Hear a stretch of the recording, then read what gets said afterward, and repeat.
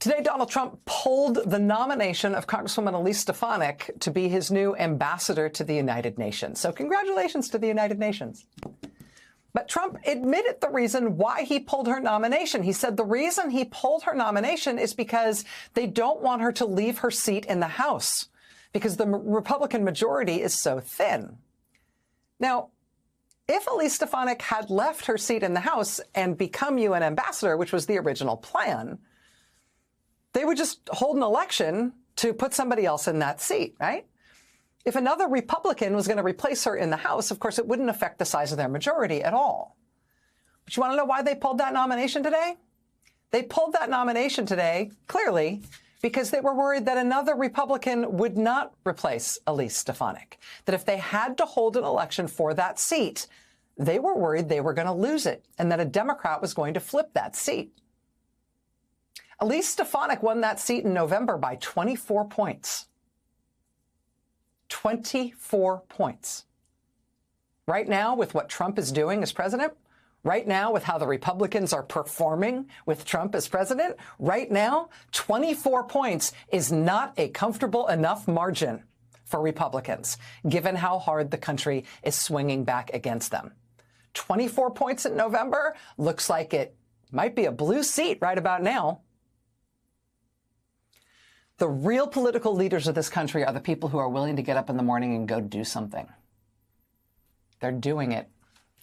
And in many ways, they are. I don't like the guy. I just like his policies. That's what MAGA has always told us. Now, not hardcore MAGA, maybe not even MAGA at all, but the people who want to support Donald Trump without saying the quiet part out loud. The ones who don't want to admit that they do like the racism, the misogyny, the bigotry. They claimed it was all about the economy. It's all about making the economy boom, they said. Well, where is the economic boom we were promised? Where are the great economic policies that were supposed to kick in on day one? Eggs were going down, rent was going down, gas was going down, or so they told us. But it hasn't played out. And now Donald Trump is finally getting the blowback. He deserves for it, not just from Democrats and independents, obviously, but from Republicans as well. And he's admitting, yeah, I kind of screwed up, at least to the people most upset with him. The CEOs who backed him. In a leaked call, we're going to get into exactly what was said. But before we do, if I could quickly ask you to leave a like on this video, and if you haven't already and you enjoy our channel, hit that subscribe button. It goes a long way, and it really does mean a lot to me. Now, before we get into a very panicked Donald Trump freaking out over his plan, I want to hear how the rest of America is feeling about it. How does the American people like all of this? How does the American population feel about how things are turning out with Donald Trump being back in the White House, given that this is sort of the daily news now? New polling from Gallup just out today shows that there is no issue on which the American people like what Trump is doing. His disapproval ratings are higher than his approval ratings on everything. He is 18 points underwater on his handling of the economy. He is 19 points underwater on his relations with Russia. He's underwater on his handling of the federal budget, on energy policy, on foreign affairs, on the Ukraine war, on the environment, on even his relations with the dreaded news media. He is underwater on every single thing. New polling in the great state of Texas today shows that Trump's favorability rating in Texas has dropped 15 points since the election in November. He is now underwater, specifically in Texas, and dropping like a stone. Today, Donald Trump pulled the nomination of Congresswoman Elise Stefanik to be his new ambassador to the United Nations. So congratulations to the United Nations. But Trump admitted the reason why he pulled her nomination. He said the reason he pulled her nomination is because they don't want her to leave her seat in the House because the Republican majority is so thin. Now, if Elise Stefanik had left her seat in the House and become UN ambassador, which was the original plan, they would just hold an election to put somebody else in that seat, right? If another Republican was going to replace her in the House, of course, it wouldn't affect the size of their majority at all. But you want to know why they pulled that nomination today? They pulled that nomination today, clearly, because they were worried that another Republican would not replace Elise Stefanik, that if they had to hold an election for that seat, they were worried they were going to lose it and that a Democrat was going to flip that seat. Elise Stefanik won that seat in November by 24 points. 24 points. Right now, with what Trump is doing as president, right now with how the Republicans are performing with Trump as president, right now, 24 points is not a comfortable enough margin for Republicans, given how hard the country is swinging back against them. 24 points in November looks like it might be a blue seat right about now. The real political leaders of this country are the people who are willing to get up in the morning and go do something. They're doing it. And in many ways, they... Donald Trump's polls are in the toilet. People hate the dumbest trade war in history that is currently taking place. It's not a shock. Donald Trump himself doesn't really even seem to like it. It's off and on and off and on and off and on. One day, liberation is coming on April 3rd, the next. We're hearing about carve-outs for certain tariffs. Donald, if the tariffs worked so well, why not apply them across the board like you want? Why not impose them reciprocally? If you're bringing back manufacturing, why not go full bore? 100% tariffs on everything. Make it happen. No, he understands, at least, that they are incredibly unpopular and that he has screwed up in a massive way. That's why Donald Trump got on the phone, begging, pleading, and panicking with CEOs, realizing that his plan has screwed them. The economy is tanking, people are pissed, and it's all his fault. As we can see in this article right here, Trump accidentally wrecks his own tariff. Spin-in leaked call.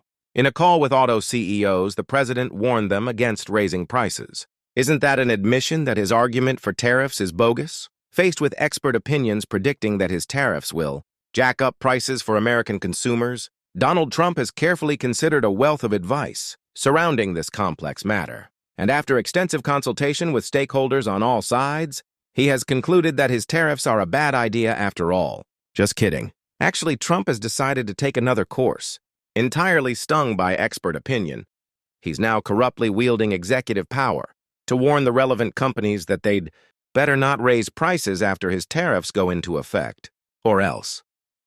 The Wall Street Journal reports that, in a private call with CEOs of the nation's leading auto companies this month, the president warned them against hiking prices after the tariffs, saying the White House would look unfavorably on them if they did.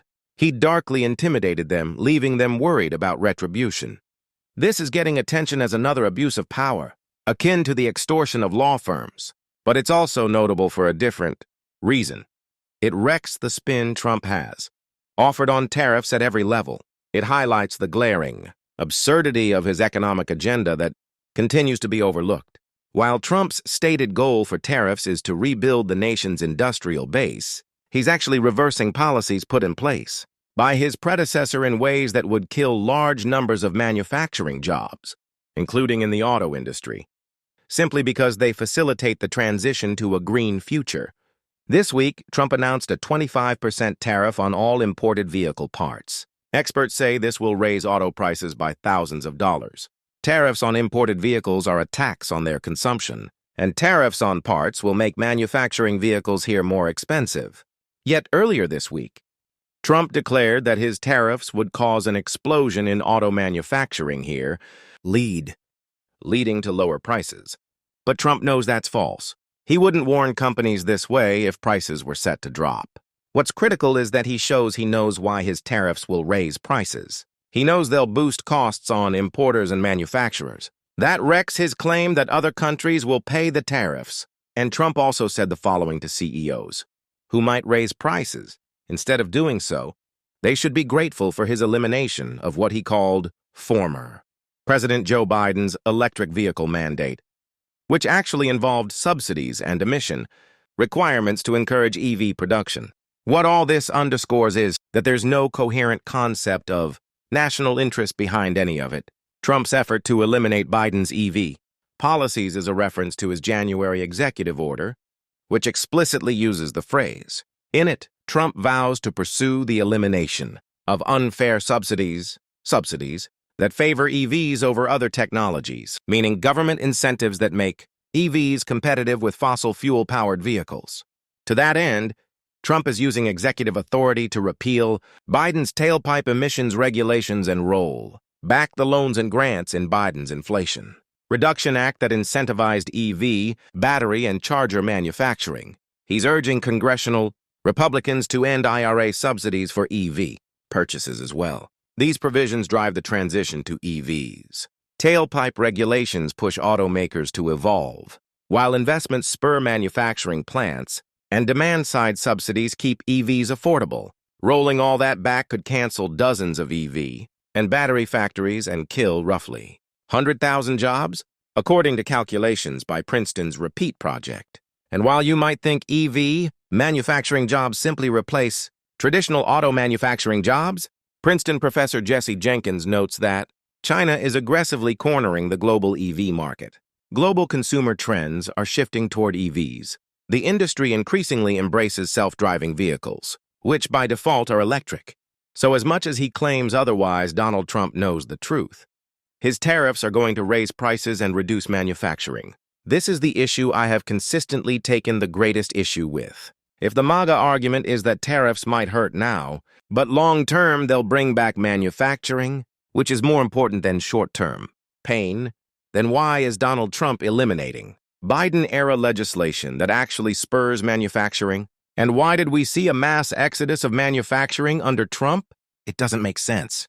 There is no logical argument to justify it. But that's MAGA. And this leaked call shows just how panicked Donald Trump is. He's threatening CEOs. He's threatening them.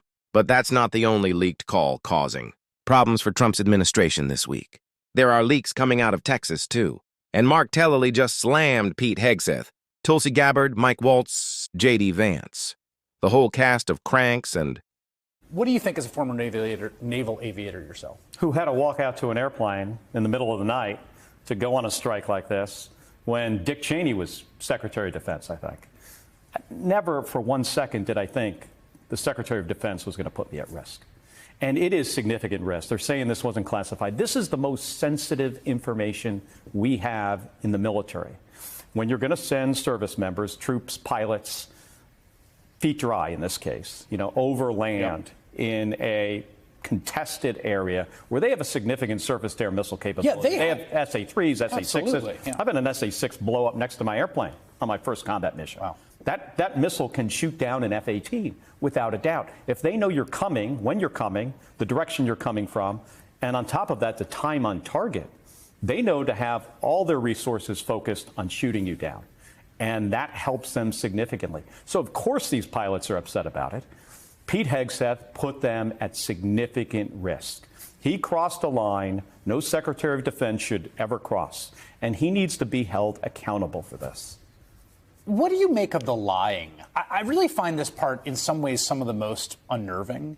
I mean, to say it's not classified, it's like, well, the timing and of a surprise. I'm not even sure what they mean by that. Maybe they meant because it doesn't say secret or top secret on the signal chain.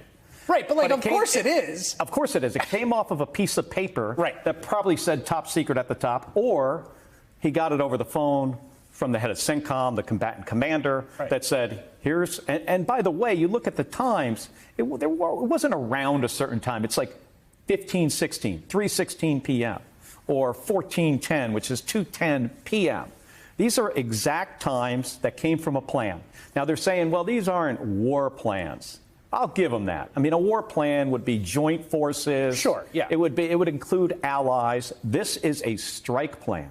These plans, by the way, are also planned by those pilots that are in the cockpit. So they planned the strike. Right. They communicated it to leadership. It got approved. And then the Secretary of Defense decides to throw it out on an unsecured platform, which, by the way, could have gotten to the Russians, could have gotten to the Iranians, and ultimately... Incompetence, that is the overarching theme of the Trump administration. Incompetence, that's what it is. And it's no shock to see that it trickles all the way down and across the White House. But we'll keep calling it out, sometimes laughing at it along the way. And if you want to support that, as always, you can hit that subscribe button, leave a like on this video, and if you stuck around until the end, drop a blue heart in the comments. Until next time, I'll see you soon.